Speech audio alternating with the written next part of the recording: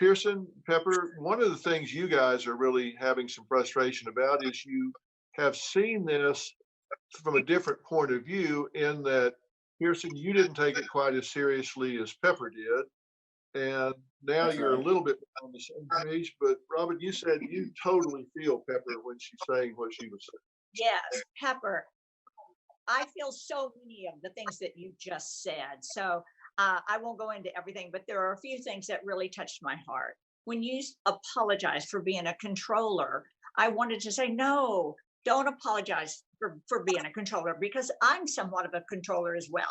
I'll just admit it. I'm a controller. And this is probably one of the times I believe that you should be a controller. This is something that none of us have ever gone through, this pandemic, this horrible virus. And so, yes, just celebrate being a controller and being in control of your environment, of your health, and the health of your husband, Pearson. So celebrate being a controller and stand firm on that, because that's what I'm doing. I really believe in isolation in this quarantine and all of the rules. And Pearson, you may believe that you cannot trust all of the news, but everything they're all saying, though, is for our health and for our safety. So celebrate the control factor in your personality.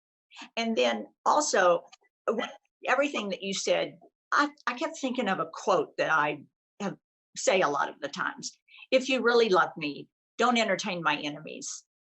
And the way I relate to that here is, you see this virus and you see the other people he's going up to, he's entertaining when he goes out to visit, your enemies. And Pearson, if you could just think of it that way, that every time you just forget about her feelings when you allow someone in your home, or you go to someone else's home, or you even interact with anyone, you're bringing her concerns and her worries back to her without even thinking of her. That's the way I'm feeling for you, Pepper. And I just hope that helps a little bit. That's awesome. That's an awesome perspective. Thank you. I really appreciate that. And That helps me too, Rob. Thank you. And all of us, the four of us here, are in the age group that is higher risk So true. if something does happen. The risk reward ratio is just not worth it. The ratio just doesn't work out. And, you know, it really gets down to acknowledging the situation very specifically, where the two of you can sit down and say, look, we don't have to think exactly the same way, but we do need to acknowledge that we both want the same thing. We both want to come through this as healthy and happy as we possibly can.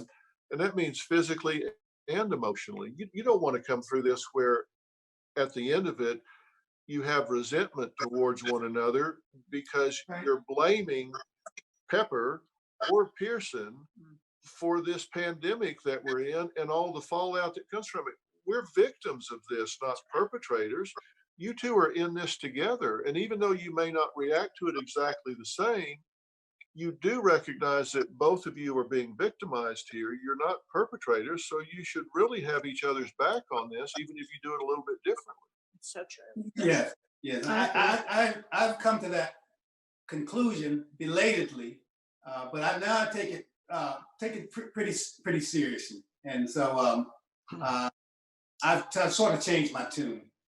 But the problem is, how do we deal with this? Well, and one of the things that, and you guys probably know this, and I suspect you probably teach it as well, but one of the things that I really recommend is when you guys talk about this, use I statements instead of you statements. In other words, Pearson, instead of saying to Pepper, you are controlling, you are wanting me to do this, instead you can say, I feel this way. I feel like I'm being controlled or trapped. I own my feelings. So you can say how you feel, not how she's behaving. If you can use I statements instead of you statements, then you're not violating one of Gottman's four horsemen that really seal the fate of a marriage.